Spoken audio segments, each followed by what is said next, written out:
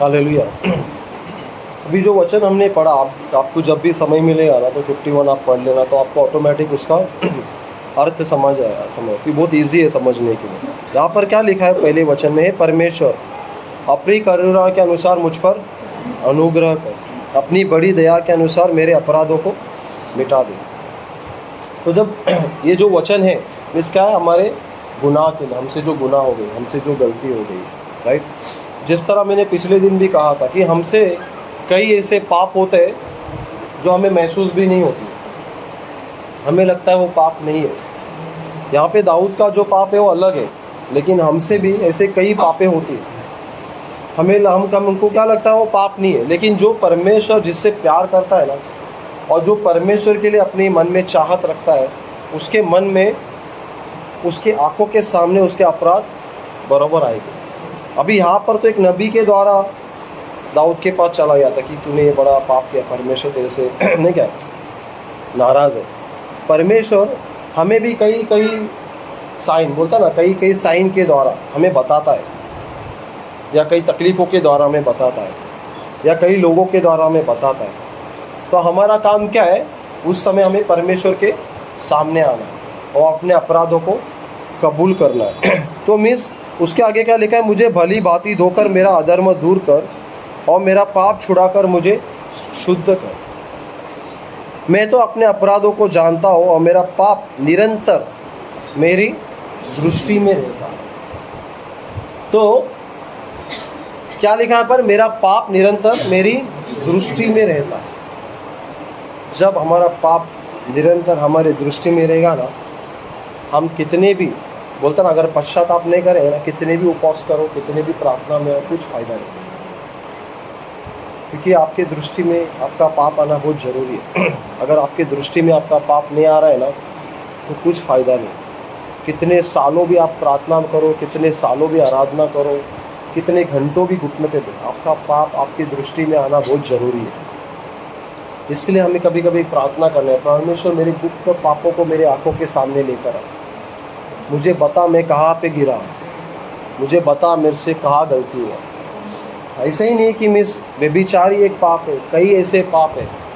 किसी का दिल दुखाना भी, अपने मुंह से निकला हुआ एक शब्द किसी के दिल को ऐसा चोट पहुंचाता है, वो भी एक पाप है। तो किसको महसूस होगा, जो परमेश्वर के लिए अपने मन में चाहत रखता है। जिस तरह पिछले दिन परमेश्वर के दास ने हमें बताया था कि चाहत, परमेश्वर के लिए चाहत होना, जिसके लिए परमेश्वर के मन में चाहत है ना, उसके दृष्टि में उसका पाप जरूर आएगा। और जिसके दृष्टि में उसका पाप आएगा, वो क्या होगा, वो पापों से आज़ाद होने के लिए उसके एक रास्ता है। लेकिन जिसकी दृष्टि में उसका पाप नहीं आएगा, वो क्या होएगा, वो ऐसे ही पड़ा रहेगा, एक सूखे पत्ते की तरह, सूखे झाड़ की तरह सूखते जाएगा। फिर उसके बाद में क्या होएगा, वो काट डाला जाएगा। हमें लगता है, कई बार हमें लगता है कि हम लोग संडे का प्रार्थना को जाते हैं, बुधवार का, शुक्रवार का या दिन में प्रार्थना करते हैं, हम एक पवित्र इंसान है। नहीं, हमारा पाप हमारी दृष्टि में आना बहुत ज़रूरी है। तो परमेश्वर जिससे प्यार करता है उसे कभी कभी देता है दर्शन, या कभी कभी थोड़ा फटके देता है। लेकिन कुछ कुछ लोगों को समझ में आ जाता है, कुछ कुछ लोगों को समझ में नहीं आता कुछ फटके देने का। तो परमेश्वर क्या करता है, देता है देता है देता है देता है, बाद में फिर छोड़ देता है। हम छूटने वाले नहीं होने चाहिए। आगे हम वचन पढ़ेंगे उसके छूटने के लिए क्या होगा, ओके। और आगे क्या लिखा है, मैंने केवल तेरे ही विरुद्ध पाप किया और जो तेरी दृष्टि में बुरा है वही किया, ताकि तू बोलने में धर्मी और न्याय करने में निष्कलंक ठहरे। यहाँ पर क्या लिखा है, ताकि तू बोलने में धर्मी और न्याय। मैंने तेरे विरुद्ध, हम यहाँ पर प्रार्थना में आके, परमेश्वर मैंने दान दिया, मैंने वो किया वो किया वो किया, मीन्स अपने आप को धर्मी नहीं ठहराना। किसके द्वारा, हमारे कामों के द्वारा। अगर हमने किसी को मदद किया है, या किसी को दान दिया, या दशमांश दिया है, तो हम अब सोचते हैं कि हम धर्मी। यहाँ पर क्या लिखा है परमेश्वर, मैंने केवल तेरे ही विरुद्ध पाप किया है, जो तेरे दृष्टि में बुरा है वही किया, ताकि तू बोलने में धर्मी। हम बोलने में धर्मी नहीं होना चाहिए, परमेश्वर बोलने में धर्मी होना चाहिए, और न्याय करने में निष्कलंक रहे। मीन्स जब हम परमेश्वर के सामने आते हैं ना, तो हमें दीन बनना, अपने आप को दीन बनाना। हम अगर दान डालते, दशमांश डालते, या समझो कोई गरीबी को, तो कोई बड़ा हम परमेश्वर पर मेहरबानी नहीं करते। आज अगर हम दशमांश देते हैं तो किसकी वजह से देते हैं? अगर आज हमारा हाथ पैर सलामत नहीं है, अगर हम बिस्तर पे पड़े, तो क्या हम कमाएंगे? नहीं कमाएंगे। अगर हम कमा रहे हैं लेकिन जा रहे हैं सब जगह, तो कुछ फायदा होगा? नहीं। तो दशमांश कोई मेहरबानी नहीं है। दशमांश देने से आपके पापों की क्षमा नहीं होती, भेंट देने से आपकी पापों की क्षमा नहीं। यह आपका क्या है? फर्ज है। जैसे माँ बाप का अपने बेटों का पालन पोषण करना एक फर्ज जैसा होता है ना, तो माँ बाप थोड़ी बोलते हैं मैंने देखो तू कर, अभी छोटे बच्चों को थोड़ी बोले, नहीं, अपना फर्ज है, हमें अपना फर्ज तो निभाना ही है। लेकिन कई लोग क्या समझते हैं उस फर्ज को? मैं धर्मी समझता, अरे मैं दशमांश देता हूँ, अरे मैं दान देता हूँ, अरे मैं लोगों को मदद करता हूँ, मैं अनाथ विधवाओं को, अच्छा है, बात है, परमेश्वर चाहता है ऐसे हम करें। लेकिन इसके अलावा भी हमें हमारे पापों की हमें क्षमा मांगना है, हमें परमेश्वर को धर्मी ठहराना, अपने आप को धर्मी नहीं। परमेश्वर तू बोलने में धर्मी ठहरे, तू बोलने में, तू तेरे न्याय में निष्कलंक रहे। मीन्स हमें अपने आप को क्या करना है? नम्र करना है। अभी मैं और एक वचन पढ़ना चाहता हूँ। 6 पढ़ेगा, 51 का 6। देख तू हृदय की सच्चाई से प्रसन्न होता है और मेरे मन में ज्ञान सिखाएगा। यहाँ पर क्या लिखा है? देख तू हृदय की सच्चाई से। हम पास्टरों से या विश्वासियों से या अपने परिवार से झूठ बोल सकते हैं, लेकिन परमेश्वर से आप जब भी झूठ बोलते हैं ना, आपके अंदर एक है जो आपको बताता है कि तू झूठ बोल रहा है। आप सामने सामने बोलेगा अरे नहीं नहीं नहीं, लेकिन आपका जो अंदर का है ना, वो आपको बोलेगा कि आप झूठ बोल रहे हैं। बोलता ना चोरी भी, वो चोरी और चोर भी क्या बोलते हैं? नहीं नहीं मैंने चोरी नहीं किया है, लेकिन उसके अंदर का उसको बोलता है, मालूम है उसको अंदर के इंसान को कि उसने ही चोरी किया। यहाँ पर क्या लिखा है? देख तू हृदय की सच्चाई से प्रसन्न होता है। परमेश्वर अपनी हृदय की सच्चाई से प्रसन्न बोलते हैं ना, हम प्रार्थना करते हैं ना कि परमेश्वर मुझे आपको प्रसन्न करने जैसा जीवन बिताए, तो किससे? ये ऐसे बहुत सारे वचन है, हृदय की सच्चाई से। जब हम परमेश्वर के सामने आते हैं ना, जिस तरह दाऊद आया ना, एक सच्चाई से आया, एक पूरे पश्चाताप के साथ आया। हम कई बार पापों की माफ़ी मांगते हैं और फिर उसे दूसरे दिन जाके पाप करते हैं, उसको पश्चाताप नहीं बोलते। पश्चाताप बोला तो पूरे समर्पण के साथ, पूरे दिल के साथ हमें परमेश्वर के सामने आना, और ऐसा पश्चाताप क्या होता है जिससे हम दोबारा वो पाप नहीं करें। हम गाली देते हैं, अरे परमेश्वर मुझे माफ़ कर, मेरे से गाली होता है, और आधे घंटे के बाद फिर से किसी ने चिमटा ले लिया और किसी ने झगड़ा किया, फिर से गाली होती, तो क्या पश्चाताप होता है? नहीं। तो मैं बोलने का मैं उदाहरण बताया आपको कि मिस पश्चाताप कैसे होता है। पश्चाताप हमें पूरे हृदय की सच्चाई से करना है, पूरे दिल से करना है। ओके। तो यहाँ पर क्या लिखा है? देख तू हृदय की सच्चाई से प्रसन्न होता है और मेरे मनी में ज्ञान से। जब हम हृदय की सच्चाई से बोलते हैं ना, प्रार्थना करेंगे, हृदय की सच्चाई से हम आराधना करेंगे, हृदय की सच्चाई से हम बोलते हैं ना परमेश्वर की सेवकाई करेंगे, तो हमारे मन में क्या आएगा? ज्ञान आएगा। जो ज्ञान कहीं पर भी नहीं मिलता है, सिर्फ परमेश्वर के पास मिलता है, मुफ्त में मिलता है। उसके लिए हमें लाखों रुपया खर्चा नहीं करना पड़ता, उसके लिए हमें कोई कोर्स नहीं करना पड़ता, उसके लिए हमें दिन भर पढ़ाई नहीं करना पड़ता। हमें क्या करना है? हृदय से सच्चाई। हम कितना पैसा डालते हैं, राइट? अभी बीच में बॉबी भी ने भी एडमिशन किया, अर्पित ने एडमिशन किया, कुछ कौन से ज्ञान के लिए? जो पढ़ाई, जो उन्हें आगे बढ़ना है भविष्य के लिए। लेकिन ये ज्ञान सबसे बड़ा ज्ञान है, इसके लिए तुमको पैसा नहीं देना है, ये मुफ्त में मिलता है। इसके लिए क्या देना आपको? अपना हृदय देना। परमेश्वर ये मेरा हृदय आपको देता हूँ, मेरे हृदय में तू आ, तब जाके हमारे हृदय में क्या आएगी? सच्चा आएगी। और जब हृदय में सच्चा आएगी, परमेश्वर हमसे क्या होगा? प्रसन्न होगा। हाँ, परमेश्वर हमसे प्रसन्न होगा, तब हमें क्या मिलेगा? ज्ञान मिलेगा। और वो ज्ञान जब आपके जीवन में आएगा ना, तो आप ऐसे स्थान पर जाओगे ना जो आपने सोचा भी नहीं। आप ऐसी बातें करोगे ना, लोग बोलेंगे अरे क्या है इसमें से। जिस तरह पिछले दिन परमेश्वर के दास ने जब पतरस और जब होता ना, अरे ये तो अनपढ़ है, ये तो वही है ना अनपढ़ लोग।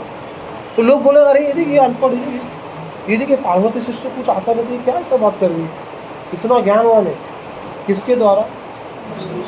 परमेश्वर को जब हम प्रसन्न करते, तो देखो हमें सब क्या मिलता है, मुफ्त में मिलता है, मुफ्त में। हमें सिर्फ एक कदम उठाना है, किसके लिए? अपनी सच्चाई के लिए, अपने हृदय को परमेश्वर को देना है, तब जाके हमें ज्ञान मिलेगा। ये ज्ञान पाने के लिए बहुत हमें क्या करना, तत्पर रहना है। हम बाकी दुनिया के ज्ञान पाने के लिए बहुत तत्पर रहते हैं, बहुत पैसा खर्चा करते हैं, बहुत अपना समय बर्बाद करते हैं, लेकिन आखिर में क्या होने वाला, वो सब जाने वाला। जिस दिन हम जाएंगे ना कब्र में, तो कोई याद नहीं रखेगा ज्ञान, लेकिन कब्र में जाने के बाद जब हम जाना है परमेश्वर के पास, तो परमेश्वर उस ज्ञान को जाना है। जिस तरह मैंने पिछले दिन बोला ना, अपने मरने की भी हमें तैयारी करना है, कि मरने के बाद परमेश्वर के सामने हमारा हिसाब कैसे होगा। हम हल्के निकलेंगे क्या, वजनदार निकलेंगे। तो ये सब जो चीज़ हम अभी जो वचन पढ़ रहे हैं ना, इसके द्वारा हम क्या हो गए, वजनदार हो गए। मरने के बाद हमारा ज्ञान, हमारा दौलत, हमारा जो भी हमने बनाया सब जाएगा। मरने के बाद एक ही काम, एक ही जो है वो आएगा, जो हमारा वचन हमारे हृदय में रहा हुआ, परमेश्वर को प्रसन्न करता हुआ जीवन, ये सब आगे काम आएगा। ओके, हम आगे पढ़ेंगे, 2 वचन पढ़कर फिर मैं समाप्त करूँगा। उसका ही 9 और 10। अपना मुख मेरे पापों की ओर से फेर ले और मेरे सारे अधर्म के कामों को मिटा डाल। हे परमेश्वर, मेरे अंदर शुद्ध मन उत्पन्न कर और मेरे भीतर स्थिर आत्मा नए सिरे से उत्पन्न कर। 11 भी पढ़ो। मुझे अपने सामने से निकाल न दे और अपने पवित्र आत्मा को मुझसे अलग न कर। बहुत अच्छा वचन है, 3 वचन। ओके, यहाँ पर क्या लिखा, अपना मुख मेरे पापों की ओर से फेर ले, मेरे सारे अधर्म के कामों को मिटा डाल। ये पश्चाताप। ओके, दूसरा क्या है, हे परमेश्वर, मेरे अंदर शुद्ध मन उत्पन्न कर।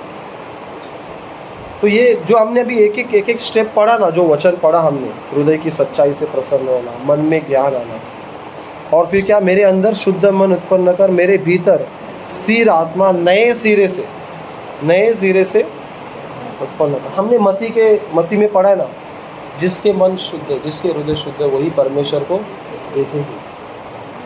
तो क्या पहले पश्चाताप किया, राइट, मुझसे क्षमा कर, फिर सच्चाई से बोला परमेश्वर को, ताकि परमेश्वर धर्मी ठहरे।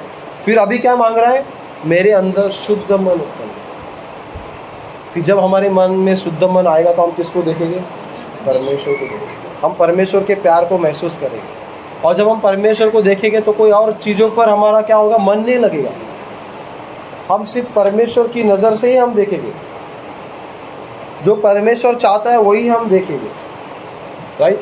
तो इसके लिए क्या, हमें प्रार्थना वो करना, हमें प्रार्थना अच्छी बात है, हमारे ज़रूरतों के लिए हमें प्रार्थना करना, हमारे जो भी ख्वाहिश है या हमारी जो भी तकलीफ है उसके लिए प्रार्थना है। उससे बढ़कर हमें प्रार्थना करना है कि परमेश्वर मेरे अंदर शुद्ध मन उत्पन्न करे, मेरे हृदय में सच्चाई को उत्पन्न कर, मेरे अंदर एक स्थिर आत्मा, स्थिर बोला तो क्या, भटकने वाला नहीं, डगमगाने वाला नहीं।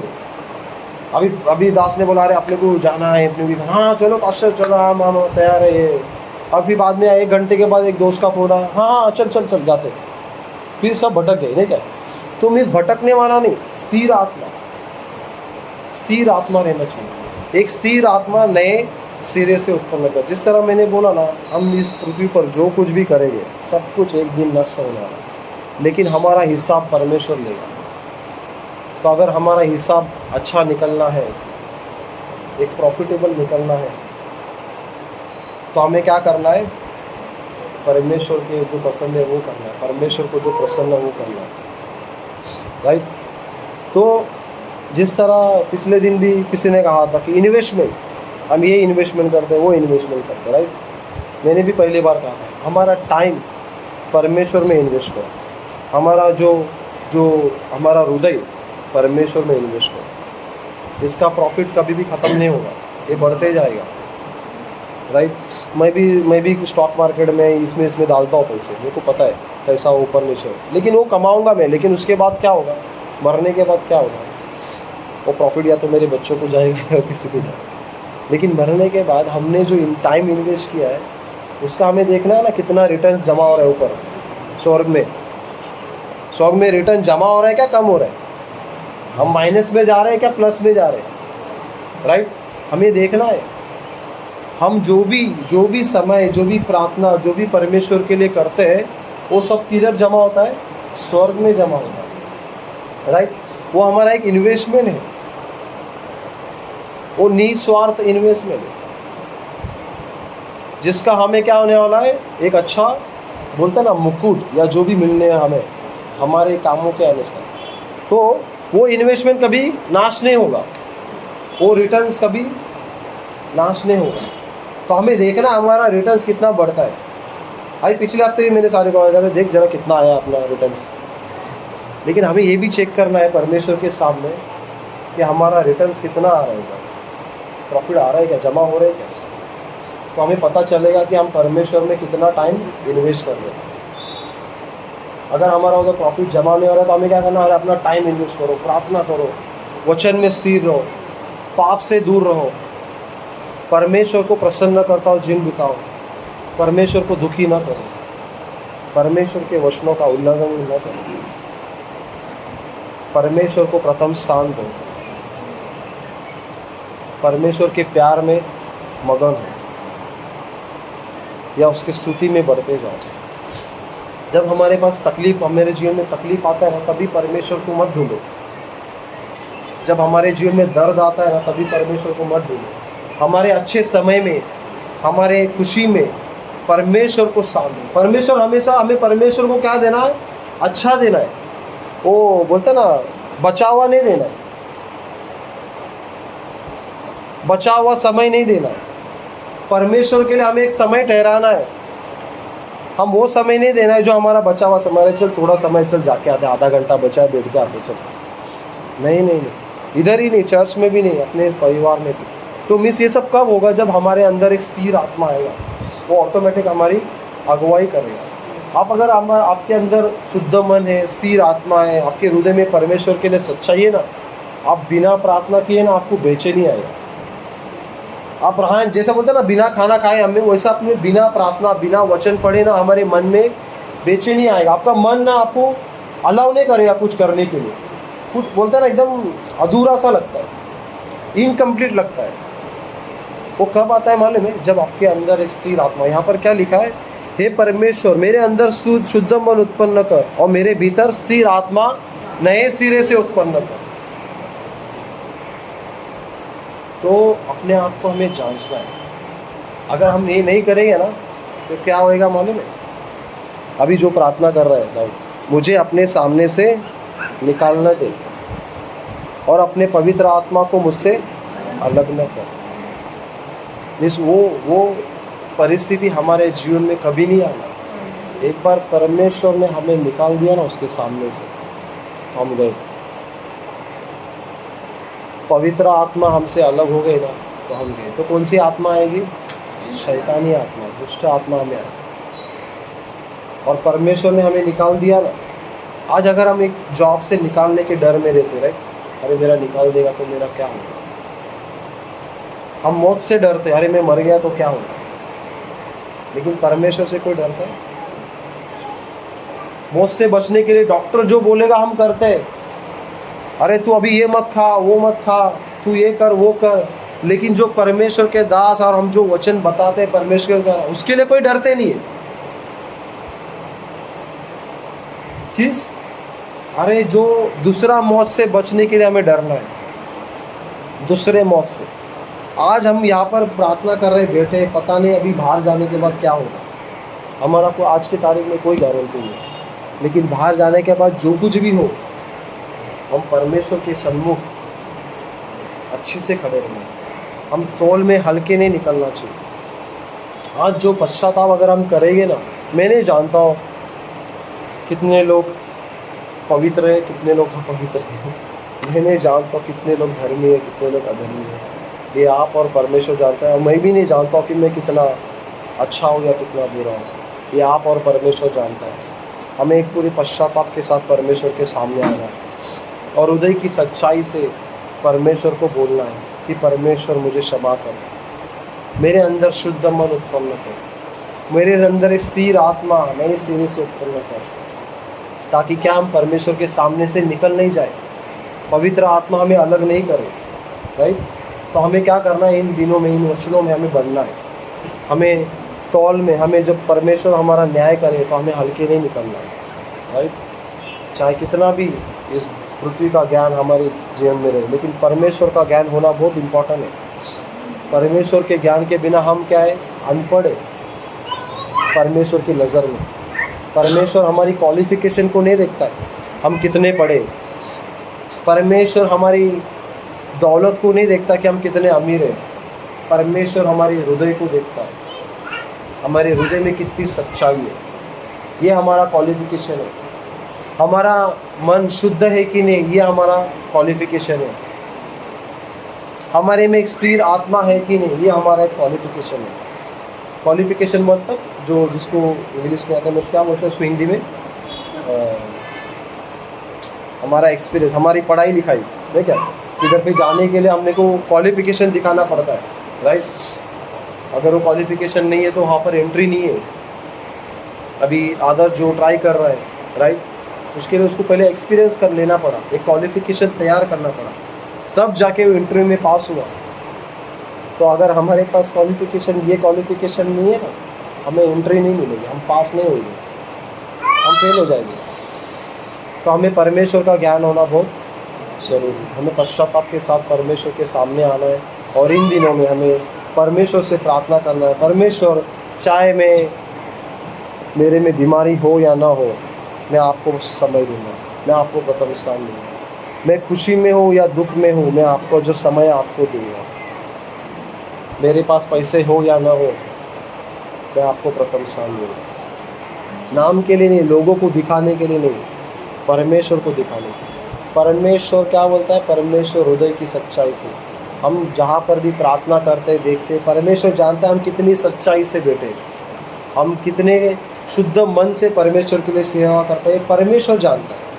जिस तरह आपके वचन में लिखा ना, किसी को मदद करना, अगर आपका दाया हाथ मदद करे तो आपके बाएं हाथ को पता नहीं चलना चाहिए। इसी तरह हमें लोगों को दिखाने के लिए नहीं, परमेश्वर जानना चाहिए कि हम कितने सही है, कितने सच्चे हैं, कितने हमारे मन में शुद्धता है और कितनी हम में स्थिर आत्मा है।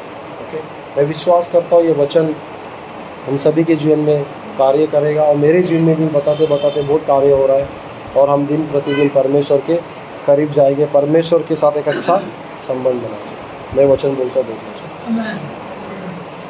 हमारे हाथों को उठाकर एक बार परमेश्वर को धन्यवाद करें। हालेलुया। जीविता वचनों को हमने सुना है। Praise the Lord. संदेश परमेश्वर की वचनों से हमने सुना है। Praise the Lord. हालेलुया। और आगे के लिए समय गवाहियों के लिए हम समय को अलग करें।